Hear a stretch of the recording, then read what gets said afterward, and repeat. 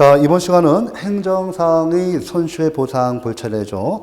우리가 지난 시간에 이제 그 행정상 손해전보에서 행정상 손해배상, 위법한 행정작용에 대해서 이렇게 국가 배상 책임을 묻는 행정상 손해배상을 봤습니다. 이번 시간에는 행정상의 손실보상으로서 적법한 행정작용을 통해서 침해된 재산상 손실 중에서 특별한 사회적 제약을 뛰어넘는 특별한 희생에 해당하는 손실에 대해서만 보상을 해줍니다. 중요한 점은 적법한 행정작용이고 또 이때 침해된 손실은 재산상 손실인데 비재산상 손실은 보상을 안 해줘요. 재산상 손실에 대해서만 보상을 해주고 또 이때 이 재산상 손실 모두를 갖다가 보상을 해주는 것은 아니고 사회적 제약을 뛰어넘는 사회적 제약, 기속, 구속 같은 말이에요. 이걸 뛰어넘는 특별한 희생에 해당하는 재산상 손실에 대해서만 보상을 해줍니다. 따라서 정신적 손해로 인한 그 보상 안 해줘요. 손해배상과 틀립니다. 손해배상은 앞에서 보셨을 때 직무상 책임이든 영점월 책임이든 모두 재산상 손해뿐만 아니라 비재산상 손해로서 정신적 손해로 인한 정신적 침해로 인한 손해, 그죠? 위자료 청구권이 인정됨을 꼭 아셔야 돼요. 영점월 책임이든 직무상 책임이든 마찬가지입니다. 하지만 우리 행정상의 손실보상은 뒤까지 해서 생활보상까지 포함해서 손실보상에 해당되는 것은 비재산상 손실은 보상을 안 해줍니다. 꼭 기억하셔야 돼요. 자, 먼저 405쪽의 의미 성질에서 잠깐 의의는 우리가 기초 시간을 다 했으니까 보시고요. 손실보상 청구권의 성질에서 우리 학설은 이것은 공권설, 그죠? 공법상 권리설인데 공권설 통설이고요. 하지만 판례, 소송상 실무상 또는 판례는 사건설을 취합니다. 따라서 그 소송 유형 뭐죠? 사건설에 의하면 민사성, 우리 통설 다수설에 의한다면 공권설에서 공법상 당사자성, 즉 행정소송에 의합니다. 다시 한번 동그라미 2번 판례 나오죠? 일반적 판례, 사건, 민사성 나오고 자, 여러분들 넘기셔서 406쪽에 예외적 판례가 있습니다. 매우 중요하겠죠? 매우 중요합니다. 종전에 민사소송에 의해서 다퉈야 한다고 봤던 것을 이제는 행정소송으로서 즉 공법상 당사자 소송에 의해서 다퉈야 한다. 다시 말하면 종전에 판례가 사건으로 봤던 것을 공권으로 보고 소송 유형도 민사소송에서 다시 행정소송의 유형인 행정소송 중 당사자 소송에 의해야 한다라고 보고 있습니다. 그래서 판례 1번부터 1, 2, 3 있는데 특히 여러분들 2번과 3번 잘 나오고 3번 위쪽 볼게요. 하천법 부칙 제2조 1항의 법률 하천법 중 개정법률 부칙 제2조의 규정에 의한 보상 청구권의 소멸시효가 만료된 하천구역 편입토지 보상에 관한 특별조치법 제2조 제1항에 정하고 있는 손실보상 청구권의 법적 성질은 구하천법상의 부칙상의 손실보상 청구권은 사건이다, 공권이다. 따라서 이에 관한 소송은 뭐다? 공법상 당사자성, 즉 행정소송을 제기한다. 이거 잘 나오고 있고 3번은 그 전원합의체 판례를 통해서 판례 변경이 있었습니다. 따라서 거의 6번, 7번 나오고 있고 계속 앞으로도 나올 겁니다. 동그라미 2번도 좀 해놓으셔야 돼요. 공유수면 매립법 시행 당시 공유수면 매립 사업으로 인한 관행업권자가 공유수면 매립법에 기초해서 손실보상을 청구하는 경우는 행정소송이다. 여러분들 그 관행업권이죠. 우리 그 앞에서 행정상 법률 행정법 통론에서 행정상 법률 공개에서 우리 공권, 그죠? 공권에서 관습법, 우리 행정법원에서 사실 배웠어요. 행정법원에서 불문법원으로서, 그죠? 행정관습법이 있었죠. 그렇죠. 행정관습법에 있어, 우리 어떻습니까? 우리가 이법권이 있죠. 이법권이 있습니다. 이거 관련된 판례고, 그래서 여러분들 꼭 기억을 하셔야 돼요. 요거는 이제, 그렇죠? 공법상 권리니까 당연히 우리 행정성이 대상에서 공법상 당사자성이 대상 적격은 행정상 법률관계의 발생, 변경, 소멸입니다. 행정상 법률관계 내용은 공권과 공의무죠. 그래서 공권의 성립, 발생, 소멸에 관한 법적 분정은 행정수송 중 당사자성으로 가야 돼요. 요거와 관련돼서 2번도 알아두셔야 합니다. 1번도 알아두시고. 자, 이어서 이제 빠르게 갑니다. 빠르게 가고, 그럼 제가 중요한 사항만 여기다 판서를 하면서 갈게요. 그럼 먼저 다시 한번 우리 기초 입문 과정에서 다 했지만은 혹시 노파심에서 다시 보는 겁니다. 행정상 손실보상은 보통 손해배상과 함께 꼭 한 문제씩 나옵니다. 나오는데 최근에 와서는 웬일인지 좀 출제가 안 되고 있어요. 하지만 언제든지 다시 반복 출제될 수가 있는 영역입니다. 행정상 손실보상 청구권에서 일단은 우리 개념이 잠깐 노파심에서 보고 하죠. 자, 적법한 행정적용이 돼요. 적법한 행정적용이 된다. 이에 의해서 발생한 재산상 손실에 대해서. 맞죠? 재산상 손실이고. 또 여기에서 재산상 손실 모두를 보상해 주는 것이 아니라 사회적 제약을 뛰어넘는 여기 특별한 희생에 해당하는 손실에 대해서만 보상을 해줘요. 그래서 꼭 알아두셔야 돼요. 그 다음에 여러분들 그 법적 성질이 뭐냐라고 봤을 때, 우리가 이제 여기 성질이죠? 성질을 봤을 때, 요거 이제 이것다가 우리 행정법학에 따라서는 당연히 이것은 공권이고 소송 유형은 행정소송 중 당사자성에 의한다. 공법상 당사자성이에요. 이렇게 해야죠. 쓸게요. 혹시라도. 공법상 당사자성. 행정소송에 의해서 법적 분정을 해결된다. 판례는 소송실무상 원칙적으로 일반적으로 같은 말이에요. 사건으로 보죠. 사건으로 보고 소송은 민사소송에 의한다고 봐요. 이렇게 이제 정리를 하죠. 하지만 예외적인 판례가 요즘 최근에 있어서 중요합니다. 여러분들 특히 그죠? 공권으로 보고 소송 유형은 뭐다? 그렇죠? 요 당사자 소송에 의한다고 봐요. 이거 그죠? 요거 대표적인 거 시험 잘 나오는 거 전원 합의체 판결에서 예전에는 사건으로 봤죠. 사건으로 보고 민사소송에서 법적 분정을 해결했지만 지금은 전합체 판례 변경이 있었습니다. 전합체 판례 변경이 있었다 해서 판례 변경이 이제 그렇죠. 판례 변경에 의해서 구하천법 부칙상 손보청 손실보상 청구권에 대해서 이것은 뭐다 이제는 공권이다. 공권이고 그래서 행정소송 중 당사자성 공법상 당사자 소송에 의한다. 이렇게 이제 보았던 거죠. 이거 요즘 한참 된 판례지만 계속 나오고 있으니까 중요합니다. 그래서 여러분들 여기 그 행정상 손실보상 청구권 요 내용은 이 정도 정리해 주시고 해주시고 또 공법상 계약과 관계에서 우리가 제2편 배우셨죠. 그와 관련돼서도 공부를 하셔야 돼요. 자, 이렇게 됐고, 그 다음에 성질 됐고, 이제 근거를 봐야지, 근거.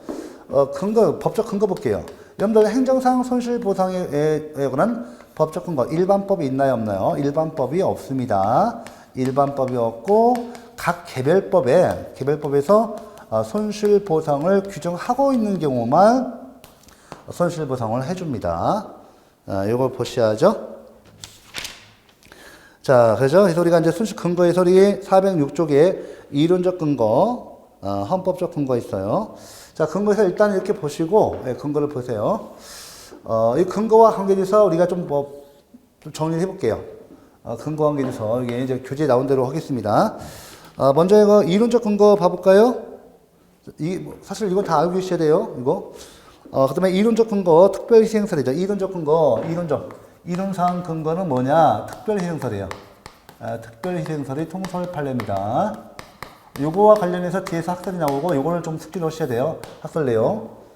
그 다음에 여러분들 그 헌법적 근거가 나오죠. 실정법적 근거인데 실정법적 근거에서 특히 여러분들 헌법적 근거죠. 우리 헌법적 근거면 헌법 제23조 자, 헌법 제23조 3항이죠. 헌법 제23조 3항입니다. 3항이고. 자, 그 다음에 요 개별법은 역시나 보시죠. 개별법, 개별법 있죠? 예, 개별법 있습니다. 일반법 있어요, 없어요? 개별법 있고, 일반법 없죠. 다시 한번. 일반법 없어요. 이거 없어요. 앞에서 보셨고, 그 시험에서는 요거와 관련돼서 헌법 23조 제23조 제2항은 독일 기본법 제14조상의 이 조항과 유사합니다만, 독일 그 기본법 제14조에서 인정되고 있는 그 불가분 조항, 이것이 우리 헌법 제23조 제3항과 관련해서 이것이 인정되는가? 헌법 제23조 제3항, 예, 이거 보시면 공용침해 규정이죠. 공용침해 규정하고요. 요거와 이 공용침해 규정, 여기하고 이 손실보상, 이 손실보상이죠. 이 손실보상이죠. 이 보상. 이 보상 규정을 같은 법률에 두도록 하고 있어요. 우리 헌법은. 이 공용침해면 우리가 뭐예요? 공용수용, 사용, 공용수용, 이거죠. 수용, 사용, 제한, 이거죠. 공익을 위해서 수용, 사용, 제한이라는 공용침해를 할 때는 그 손실보상 규정을 갖다가 이렇게 같은 법률에 두도록 하고 있어요. 이게 헌법인데 이것이 과연 불가분 조항이냐, 불가분 조항이냐, 즉 공용침해 규정이 있으면 반드시 그 보상 규정을 같은 법률에 두어야 하는지, 두어야 하는 것을 불가분 조항이라고 해요. 불가분 조항 인지 여부에 대해서 긍정설이 현재 다수설입니다. 다수설. 이렇게 이것까지만 해놓으시면 돼요. 이것도 한 줄 시험 나오거든요. 나왔습니다. 나왔습니다. 이렇게 간단히 해놓고, 그 다음에 여러분들 여기서 한 가지 더 볼 것은 여기 됐고, 헌법 제23조 제3항의 규정의 이 성격인데, 재밌습니다. 성격을 보면 헌법 제23조는 이렇게 돼 있거든요. 공공필요에서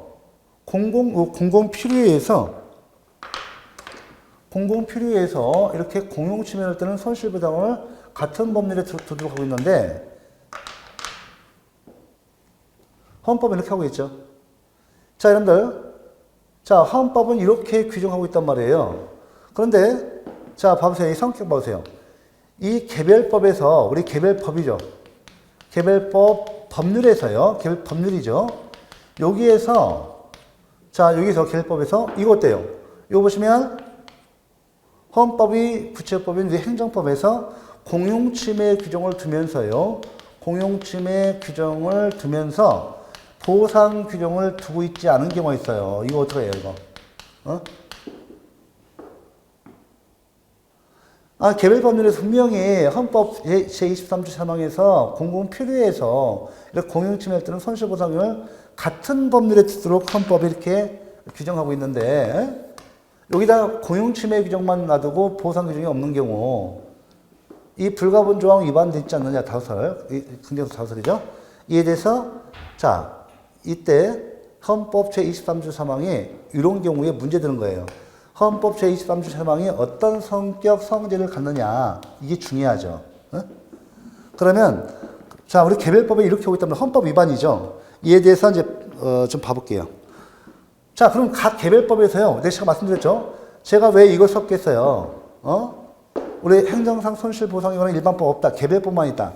손실보상에 관한, 자, 공용침해와 함께 손실보상 규정이 있어야만, 개별법이 있어야만이 보상 가능한데, 이렇게 보면 사업시행자가 이것만 있고 보상 규정이 없기 때문에 보상 못 한단 말이에요. 사업시행자가. 그러면 과연, 그럼 우리, 보세요. 사업시행자가, 보세요. 사업시행자가 공용침해를 하고요. 공용침해를 한단 말이에요. 공용침해를 하는데 보상 규정이 없으니까 보상을 할 수 있어, 없어? 이 보상을 못 해준단 말이에요. 손실보상을 못 해준단 말이에요. 이렇게 되면 여기 갑이라는 사인이 있어요. 사인. 그럼 이 사람은 과연, 지금 보세요. 재산권이 강제적으로 공용수용, 공용침해. 그래서 공용수용이 됐다 합시다. 예? 공용수용이 됐다 합시다. 그러면 이 사인은 지금 개별법에 손실보상 규정이 없으니까 보상을 청구할 수 있어요, 없어요? 없죠. 없으면 과연 이 갑은 헌법 제23조 3항에 이렇게 공용 침해할 때는, 수용, 사용, 제한할 때는 손실보상을 하도록 이게 같은 법률로 정하되고 있는데, 헌법은 이렇게 하고 있단 말이에요. 헌법상 이 규정, 이렇게 돼 있는데, 이 헌법 규정에 의해서 이 갑은 과연, 이 사업 시행자에 대해서 과연 손보충을 할 수 있는가? 손보충 여부죠. 이게 중요해요. 과연 갑은 헌법 제23조 제3항을 근거로 해서 헌법 제23조 제3항을 근거로 해서 갑은 과연 이 사업 시행자에 대해서 이렇게 손보충을 행사할 수 있는가 이거예요. 이에 대해서 이거죠? 개별법률이 없으니까 헌법 제23조 제3항을 근거로 해서 손보충을 행사할 수 있는가 이 여부인데, 자 이에 따른 학설이 있어요. 간단해요. 요거는 제가 왜 그러냐면 요거는 7급, 9급 다 잘 나오기 때문에 학설을 반드시 정리를 하셔야 합니다. 요거까지 제가 하시는 거까지 하시고, 요게 어렵고 나머지 어렵잖아요. 나머지는 다 쭉 정리만 하시면 됩니다. 자, 그러면 제가 이름도 여기 쭉 부르는데, 맨 처음에 방침 규정설이 있어요. 빠르게 할게요. 방침 규정설이 있습니다. 방침 규정설이 한다면, 헌법 제23조 제3항은, 하나의, 국회, 입법자인 국회에게 공용 침해를 하는, 그죠? 공용 침해를 통해서, 이렇게 공공필요에서, 공용 침해에서 재산 손실이 발생할 경우는, 국회는 이렇게 그 공용 침해에 대해서 손실보상을 하도록 하는 하나의 국회에 대해서, 입법자인 국회에 대해서 가이드라인, 입법 지침에 불과하다. 그러니까 헌법 제23조 제3항은 우리 국민에게 이렇게 손실보상 청구권이라는 개인적 공권을 직접 인정하는 규정은 아니고, 이 규정은 단지 국회에게, 입법권자인 국회에게 앞으로 공공필요에서 공용침해를 할 때 손실보상 규정을 두도록 이렇게 하는 가이드라인, 입법 방침 규정에 불과하기 때문에 하다고 봐요. 그래서 이것은 그죠? 이건 입법자인 국회에게 하나의 방침 규정에 불과하다. 방침 규정에 불과하죠. 그래서 어떻게 돼요? 과연 갑은 손보충 행사할 수 있어 없어? 헌법 제23조 제3항. 하나의 방침 규정이야. 입법자에 대한 방침 규정이니까 헌법 제23조 제3항이 갑에게 어떤 그 구체적인 개인적 공권을 인정하는 것은 아닙니다. 해서 손보충을 행사할 수 없대요. 헌법 제23조 3항을 근거로 해서 손보충을 행사할 수 없다. 그럼 이번엔 학설이 뭐가 있어요? 그 다음 두 번째가 위헌무효설 또는 입법자에 대한 직접실효설. 그 다음에 직접실효설, 유치정의설이죠. 자, 위헌무효설 볼게요. 요것도 익혀 주셔야 돼요. 시험에서 위헌무효설을 주장하는 학자가 시험에 있을 때는 위헌무효설이 나와요. 이것은 입법자에 대한 직접 효력설 이렇게 되죠. 이거 잘 보세요. 요 방식이 점수는 입법자 우리 국회에 대해서 하나의 지침 헌법 제23조 제3항은 지침 방침 규정에 불과하다. 이건 자 헌법 제23조 제3항은 요 입법자인 국회에 대해서 국회를 직접 구속하는 효력이지 우리 개별 국민 우리에게 직접 그 효력이 비치는 규정이 아니다고 봐요. 그러면요, 입법자가 공용침해를 할 때, 입법자가 공용침해를 하게 되면, 입법자는요, 공용침해를 하는 법률을 제정할 때는 반드시 그 법률에 공용침해와 함께 손실보상 규정을 두도록 헌법이 이렇게 규정하고 있는데, 개별 법률에서, 그죠? 봐보세요, 여기. 이 개별 법률에서, 그죠? 개별 법률, 여기서 뭘 줬어? 공용침해를 두면서 이거 두면서 보상 규정을 안 두고 있죠? 그럼 뭐야? 이 개별 법률은 뭐야? 헌법 위반이지. 헌법 위반에서 위헌무효라는 거예요. 아시겠죠? 헌법 위반이에요. 위헌무효예요. 그러면 어때요? 이때는 어떻게 한다? 위헌무효에서 한다면 중요합니다. 위헌무효에서 한다면 결론적인 뭐예요? 그죠? 이거 보시면 손보충이 아니라 뭐예요? 뭐예요? 공무원의 직무상 입법자 국회 공무원이죠. 공무원의 직무상 불법행위 되죠. 헌법이 분명히 공익침해 때는 손실보상이 들어갔다가 두드러 입법 의무를 부과했음에도 불구하고 국회의원들이 헌법 위반해서 이렇게 법을 만들어서 결국은 갑이 손실보상을 못 받도록 돼 있어요. 이건 공무원의 직무상 불법행위에서 손배청으로 간다. 이게 중요합니다. 이거 다 나왔던 거예요. 손배청으로 가야 돼요. 손배청으로 가야 합니다. 국가 배상으로 가야 돼요. 손실보상 청구 갈 것이 아니다. 왜? 헌법 제23조 제3항은 국민에게 어떤 직접 효력을 미치는 것이 아니라 입법자를 구속하는 효력에서 입법자에 대한 그 책임을 물어가지고 이때 손배청으로 간다. 그 다음에 직접 효력설 있죠? 자, 헌법 제23조 제3항은 그죠? 그러니까 쉽게 말하면 여기 갑은 요죠. 요 갑. 갑이라는 사람은 어떻게 돼요? 손배청을 한다는 거야. 손배청은 안 되고. 아시겠죠? 그 다음에, 그죠? 이 직접 효력설. 직접 효력설은 헌법 제23조 제3항은 이 사인 갑에게 직접 그 효력이 미치는 그 규정이에요. 그럼 어떻게 돼? 직접 그 효력이 미치니까 갑은 헌법 제23조 제3항에 근거해서 손보청을 행사할 수 있다는 거지. 아시겠죠? 이렇게 달라지죠? 직접 효력설. 헌법 제23조 제3항은 이렇게 사인인 갑에게 직접 효력을 미치는 규정에서 갑은 결국 헌법 제23조 제3항을 근거로 해서 손보청을 행사할 수 있다. 이거고. 그 다음에 이제 이거 듣고 마지막에 이제 유추적용설, 간접효력설. 이거까지 해야 완성됩니다. 나머지는 일사천리로 갈 거예요. 요거 보고 줘보니까 위로 쓸게요. 요거 이렇게 해서 유추적용설을 보셔야 돼요. 또 유추적용설 또는 간접적용설이라고도 해요. 요거까지 해놓으셔야 이런 사례 문제 풀 수 있고 뒤에서 수용이사침해 이론을 갖다가 이해할 수가 있습니다. 요 이론과 관련돼서 특히 유추적용설, 이 유추적용설이 간접적용설이 뒤에서 배우시는 뭐예요? 수용이사적 침해 이론, 수용이사적 침해. 이것이 수용이사적 침해 이론을 지지한 학설이에요. 독일이 수용이사적 침해 이론을 갖다가 지지하는 학설이에요. 아시겠죠? 지지하는 견해예요. 이거 다 시험에 나왔던 겁니다. 그러면 유추적용설을 좀 지울게요.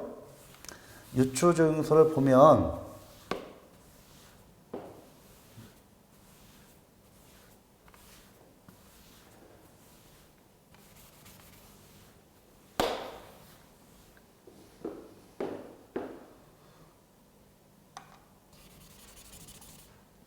자, 이렇게 봐볼게요. 여러분 잘 봐야 돼요. 결론적으로 헌법 제23조 제3항이 있어요. 자, 헌법 볼게요. 헌법이 있고, 헌법 제23조 제1항이 있어요. 1항이 있고, 2항이 있고, 3항이 있어요.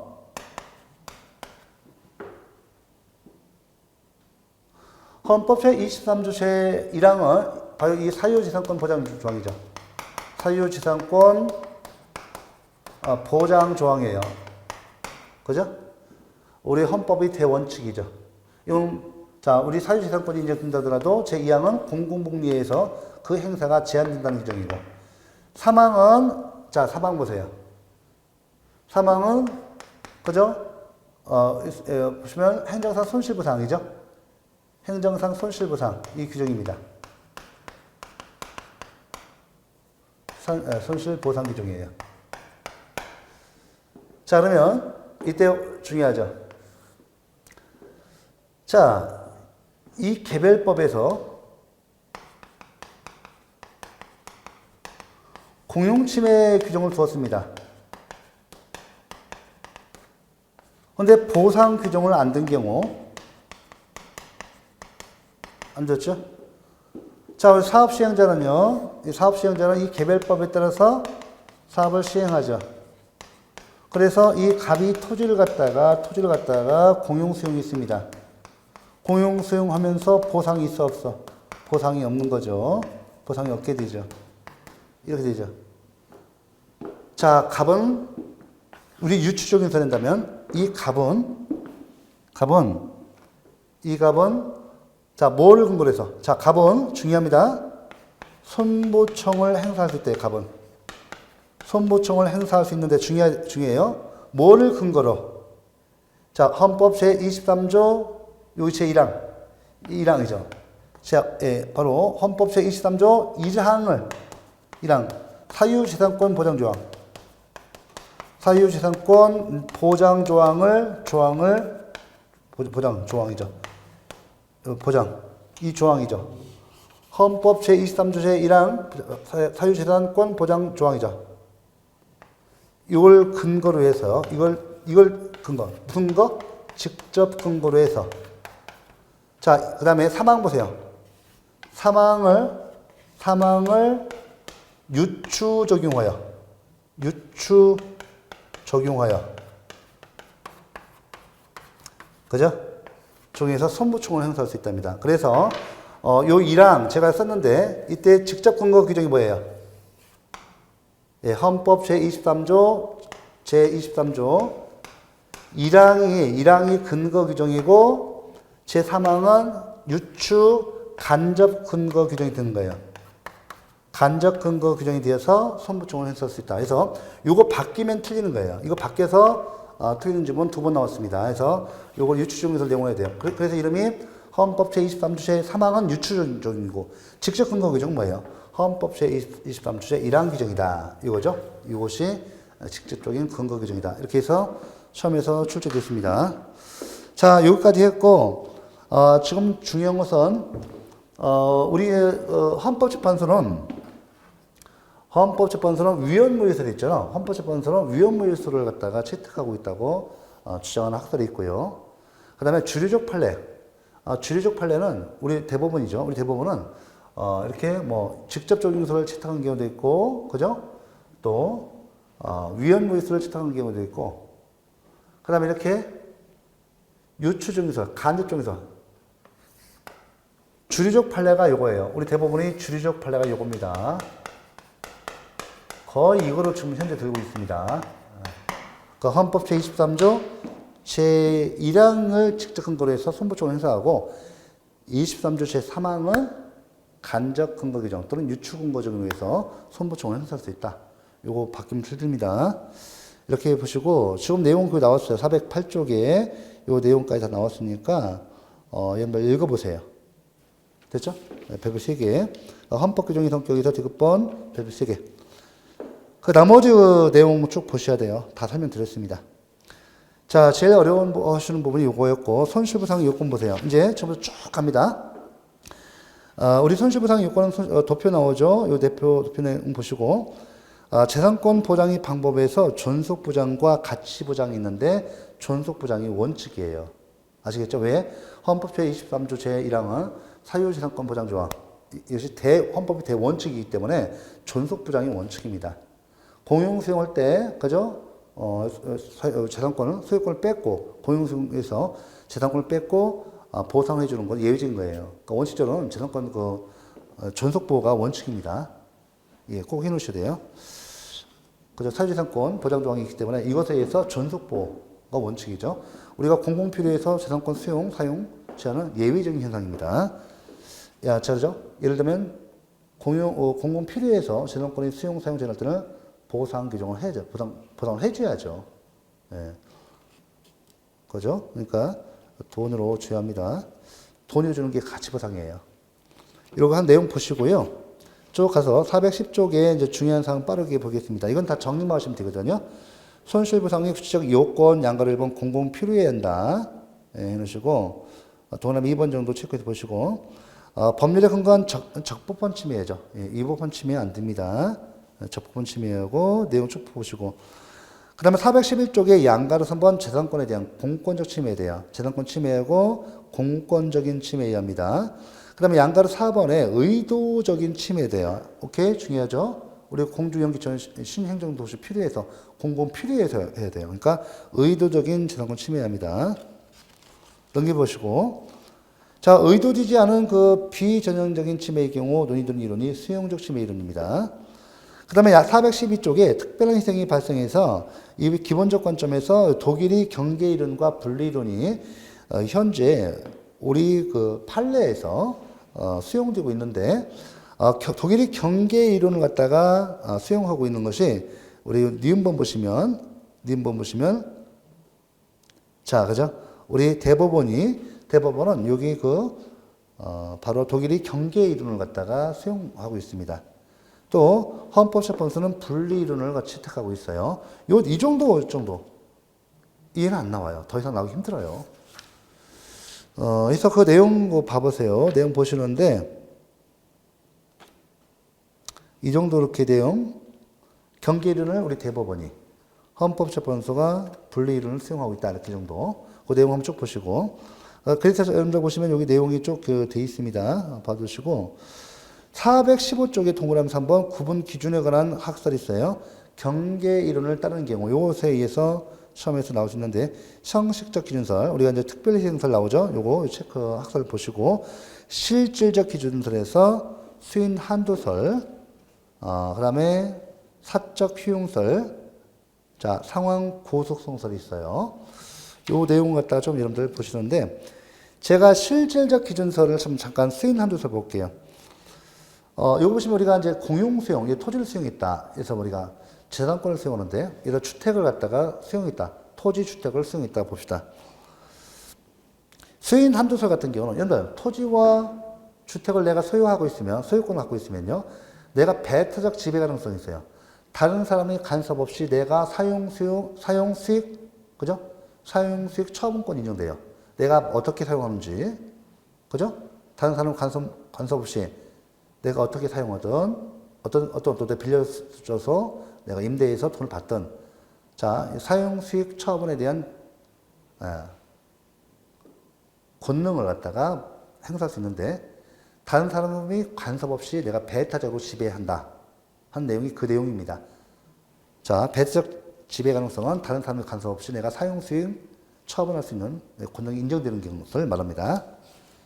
그러니까 배타적 지배 가능성이 침해됐을 경우 수인 한도를 넘기 때문에 이때 특별한 희생에 해당한다는 뜻이에요.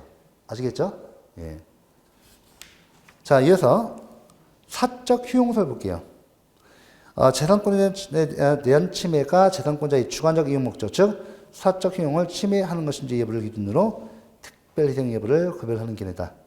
됐죠? 예. 자, 내가 토지를 갖고 있어요. 토지를 갖고 있는데 내가 농사 목적으로 사용하고 있습니다. 지금 현재. 아니면 택지 목적도 마찬가지. 택지 지금 집이죠. 이거 사용하는데 아니 고용을 보세요. 내가 좀 토지를 갖다가 좀 농사를 지을 목적으로 내가 농토를 소유하고 있는데 여기다 우리 공공 필요해서 신행정도시 공주 연기 그죠? 신행정도시 건설하죠. 자, 내 주관적인 목적. 자, 농토를 내가 농사 지을 목적으로 사용할 수 있어 없어? 토지 수용되면 사용 못하죠. 이런 경우는 이때 사적 효용성을 침해해서 이때 특별한 희생에 해당한다고 보는 것이 이게 실질적 기준설의 내용입니다. 사적 효용설. 그 다음에 상황 구속성설 알아두셔야 돼요. 상황 구속성설은 헌법재판소가 토지 거래 허가제에 대한 합헌의 근거로 사용했던 이론입니다. 우리 경기도 파주 지역에 토지 거래 허가 지역으로 묶였죠. 이때 이에 대해서 해당 주민들이 이거 위헌 아니냐 해서 헌법소송을 제기했는데 합헌 났어요. 그죠? 이것은 바로 이때 토지 거래 계약 허가제의 합헌적 근거로 사용한 것이 상황 구속성설이에요. 토지는 똑같이 100제곱미터 토지라 하더라도 강원도 산골에 위치한 거하고 경기도 파주에 위치한 거하고 처해 있는 상황이 다르죠. 그죠? 예. 경기도 파주 지역은 앞으로 통일됐을 때 앞으로 그 길목이 되기 때문에 지금도 땅값이 너무 많이 올랐습니다. 투기돼 있던 거죠. 투기 대상이 돼서 너무 올랐습니다. 그런데 지금 와서 다시 더 이상 올라가다 보면 아예 공공사업을 할 수가 없습니다. 그래서 이제 토지거래 허가제 지역으로 묶었습니다. 합헌이는 거예요. 자, 보시고, 여러분들 418쪽에 이제 손실보상의 기준과 내용 보시고요. 이때 이제, 헌법 규정, 헌법제 23조 3항은 헌법 제23조 제3항. 예. 자, 정당한 보상을 해라. 그죠? 공공필요에서 공용침해를 할 경우, 이때, 그 공용침해 규정과 손실보상 규정을 같이 두고, 같은 범위를 두고, 이에 대한 보상은 정당한 보상을 한다 할 때, 이 정당한 보상은 완전보상설, 통설입니다. 피침해 재산이 완전한 시장 가치에서 보상을 해준다는 뜻이에요. 이거 보시고, 통설 판례에 다 모두 완전보상설입니다. 그 다음에 두 번째, 공익사업을 위한 토지 등의 취득 및 보상에 관한 법률. 이게 토지에 관해서는 이게 토지에 관해서만 일반법이에요. 그러니까 우리가 공익사업을 위한 토지 등의 취득 및 보상에 관한 법률, 우리 공투법 또는 토지보상법이라고도 합니다. 이건데, 이걸 보시면 이게 이제 개별 토지에 관해서만 일반법이지 행정법의 일반법이 아니에요. 이때 보시면 공용수용의 경우 개설 봐보세요. 피침해 재산의 객관적 가치 보상. 이게 무슨 뜻이에요? 시가에 의한 보상이에요. 시가에 의한 보상. 시가 보상이 원칙입니다. 그 다음에 부대적 손실도 보상한다. 그 다음에 오른쪽에 동그라미 2번 중이에요. 개발이익은 배제합니다. 개발이익은 배제합니다. 보상 안 해줘요. 얘는 어때요? 공주 연기에 그 토지가 있죠. 농토가 있죠. 평당 예를 들면 평당 쓰지 말라고 하는데 예를 들면 평당 뭐 100만 원이다. 그러면 그때 사업 시행자가 바둑 판처럼 그세요. 싹 밀어가지고 공업 용지로 만들어놨어. 산업 용지로 만들어놨어요. 그 100평 토지가 400만 원, 500만 원, 1000만 원까지 갑니다. 평당. 그죠? 그러면 이때 개발 이익은 배제해야죠. 그죠? 예, 그래서 그런 농토 소유자가 어떤 투입한 노력이 아니라, 비용이 아니라 사업 시행자가 사업을 갖다가 택지, 그죠? 지목을 변경시켜서 산업 용지로 바꿔놨죠. 땅값이 10배 이상 쳐납니다. 최소한. 그런 것은 안 줘요. 시가보상이 원칙이에요. 개발이익 사법부 입장도 마찬가지입니다. 그 다음에 공시지가에 의한 개발이익이 배제. 맞습니다. 합헌이에요. 공시지가에 의한 개발이익이 배제. 합헌이라고 판례가 봤습니다. 그 다음에 개발이익이 환수제도 보고요. 그 다음에 쭉 봐서 여러분들 420쪽의 손실보상의 내용, 보상 내용이 변천, 대인적 보상에서 대물적 보상으로 생활보상으로 이렇게 발전합니다. 여러분들 그 다음에 재산권 보상 보세요. 재산권 보상이죠. 양가로 선발 별비세계 정신적 보상 해줘요, 안 해줘요? 안 해줍니다. 꼭 기억하셔야 돼요. 자, 정신적 보상 안 해줘요. 하여튼 손실보상 관계에 있어서 정신적 보상 나오면 그건 틀린 지문이야. 된다면 틀립니다. 안 해줘요. 공주 연기 주민 봐보세요. 공주 연기 주민 봐보세요. 그 신행정도시 온다 해서 그 누대에 살고 있던 그 고향 있잖아요. 그죠? 친구 관계, 추억 다 있어요. 그 밀어버리고, 새로 신행정도시 만들어 보세요. 그 원주민 다 쫓겨나죠. 정신적 고통이 굉장히 커요. 보상 안 해줘요. 예. 아셔야 돼요. 자, 그 다음에 2번째 생활보상이 나오죠. 생활보상. 우리가 객관적인 시장 가치의 보상의 문제점이 있죠. 공주 연기 주민 봐보세요. 시가로 해서 평당 100만 원씩 줘보세요. 그 돈 받아가지고 다른 시군에 가서, 그죠? 농민들이 다른 시군에 가서 그 종전에 누리던 생활 상태를 갖다 유지할 수 있을까요? 안 됩니다. 절대 안 됩니다. 왜 안 되는가 하면 이미 그 공주 연기 주민들은 이미 누대로부터, 선대로부터 또 자기 때부터 몇십 년간, 몇백 년간 거기다 생활터전에다가 비용을 투입했어요. 나눠서. 그래서 지금 살 때는 돈이 안 드는 거예요. 맞죠? 그런데 이거 갖다가 시가로 객관적인 시가보상, 대물적 보상이죠. 객관적인 시가보상, 대물적 보상을 해줘 보세요. 그 돈 받아가서 도시 나간다? 알거지가 됩니다. 농민들이 뭐 해요? 다른 시군 간다. 그 대토를 구하지 못합니다. 그 돈으로. 그래서 생활보상이 나온 거예요. 생활보상 해준다 해도 공주연기 좀 안 간다잖아요. 막 깨스 들리고 막 난리 치잖아요. 그죠? 예. 그래서 일단은 그 공익사업이기 때문에 어쩔 수 없습니다. 생활보상. 그래서 생활보상이 나온 겁니다. 생활보상은, 이제 대무적 보상에 의해서, 객관적인 시가의 보상에 의해서 이제 미치지 못하니까, 나머지, 그죠? 이거, 예. 생활보상을 통해서 이제 생활터전을 갖다가 복원해 주는 거예요. 생활터전을 마련해 주는 겁니다. 일단은 여러분들 다 내용 필요 없고, 내용은 쉬우니까요. 422쪽에 생활보상이 법적 근거, 헌법적 근거, 헌법에 안 나와 있어요. 헌법에 생활보상이라는 규정이 안 나왔고, 그래서 헌법적 근거에서 두 번째 줄 봐보세요.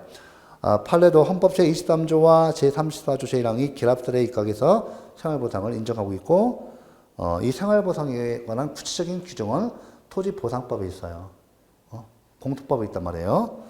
법적 성질을 좀 보시고 생활보상의 특세 보시고 생활보상의 내용 423쪽 기억본 보세요. 주거의 총치적가치 보상, 니은번 생활재건조치 맞죠?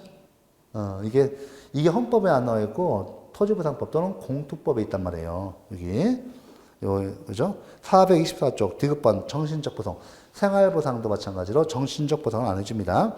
1번 간접보상 해주고 그 다음에 염려 간접 손실보상 사업시행지 외에 손실보상 해줘요.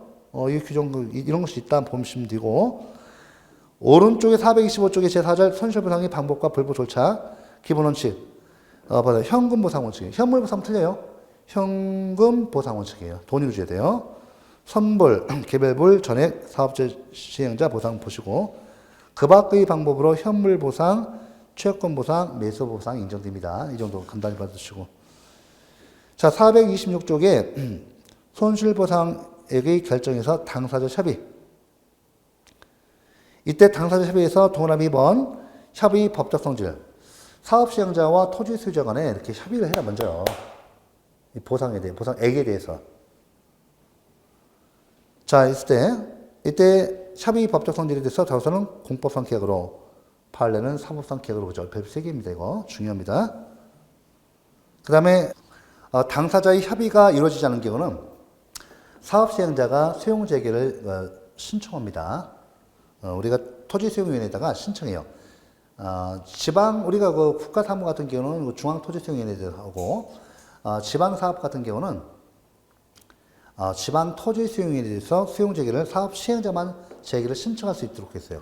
그래서 행정심판기관의 성격을 갖는 토지수용위원회에서 결정하고, 이것도 서로, 왜 불복할 때는 행정소송에 의해서 결정합니다. 이렇게 되고.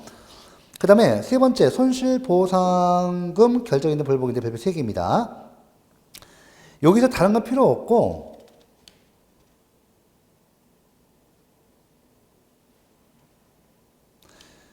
자, 재결의 내용이 보상금 결정만을 내용으로 한 경우, 자, 이런 경우는 이런 제기는 처분성이 인정될 수 없으니까 보상액 결정이 취소 정성을 제기했었고요. 당사자 소송에 의해서 보상금 지급 청구성을 제기합니다. 그러나 소송실무상 민사소송에 의하고 있어요. 자, 이렇게 해놓고 여러분들 원칙적으로 행정상 손실보상 청구는 판례가 사건을 보고 소송 이유는 뭐예요? 민사소송이에요. 그 뜻이에요 지금. 양가로 1번. 근데 양가로 2번 재결의 내용이 보상금 결정과 재산권의 수용 등을 포함하는 경우, 자, 여러분들, 자, 여기 동그라미 3번만 보겠습니다. 행정소송에 의한 절차 별표 3개입니다. 여러분들, 수용 재결의 대상인 경우는 행정소송 중 항고소송 꼭 기억하셔야 하고, 보상금이 증감이 대상인 경우 별표 3개입니다. 요 법조문 따로 나와요, 이거. 여러분, 잠깐요. 자, 우리 공토법 또는 토지보상법에 한다면 공공필요에서 토지 수용 등을 하는 경우 이거 강행법규란 말이에요. 자, 이에 대해서요. 토지 수용 재결에 대해서 불복일 때는 항고소송을 해야 돼요. 왜? 토지 수용위원회의 재결에 대해서 불복일 때는 이 토지 수용위원회의 이 재결은 처분성을 갖기 때문에 행정소송 중 항고소송을 가야 합니다. 그런데 우리 공토법 또는 토지보상법이 어차피 이거 강행법규고 사업시행되니까 결국 사업시행자와 토지수요자 간에 불만 들어보니까 결국은 보상금액이 많고 적음에 대한 다툼이에요. 그래서 보상금이 증감에 관한 사항에 대한 다툼이 있는 경우는 사업시행자는 토지수요자에 대해서 자, 지방토지수용위원회가 중앙토지수용위원회가 수용재개를 통해서 결정한 이 보상 금액이 사업시행자는 너무 많다고 불만일 경우는, 토지 소유자를 피고로 해서 당사자성을 제기하도록 되어 있어요. 아시겠죠? 그 다음에 토지 수요자는 토지 수용인의 이 보상금 결정액이 너무 적다고 이렇게 불만이면 누구예요? 누구를 필요로 해서? 사업 시행자를 직접 필요로 해서 이렇게 정하도록 했습니다. 수용 재결, 예를 들면 토지 수용인회, 지방 토지 수용위원회든 중앙 토지 수용위원회든 수용 재결액에 대한 다툼이 있을 때는 수용 재결에 대한 다툼이 있을 때는 토지 수용위원회를 필요로 해서 한 곳으로 재결해야 돼요. 하지만 보상금이 많고 적음에 따른 보상금 증감에 관한 다툼이 있을 때는 토지 수용위원회가 피고가 되는 것이 아니라 형식적 당사자 소송으로 규정하고 있어서 사업 시행자는 누구? 토지 수요자를 대상으로 해서 토지 수요자는 사업 시행자를 대상으로 해서 이렇게 당사자 소송을 제기해서 간편하게 보상금에 관한 다툼을 해결할 수 있도록 하고 있습니다. 그래서 니은만 별표시계 3번 나왔어요. 지금까지. 이것만 해주시면 돼요. 428쪽에 파고들기에서 공익사업을 위한 토지 동의 취득 및 보상에 관한 법률 제85조 행정승의제기에 이거 1항 2항 돼 있어요. 해야 돼요. 자, 이번 시간 요거까지 지금 다 봤는데요. 자, 여러분들 다시 한번 우리 행정상 손해배상 청구권과 마찬가지로 행정상 손실보상 청구권도 우리 판례는 원칙적으로 사건으로 봅니다. 아시겠죠? 따라서 민사소송인 법적 분쟁을 해결하고 예외적으로 판례가 공권을 보고 공법상 당사자 소송으로 본 거 보셨죠? 구하천법상 행정상 손실보상 청구는 이제는 공권이다. 당사자 소송이 대상입니다. 이거 꼭 기억하셔야 합니다. 자, 이번 시간 수고 많으셨습니다.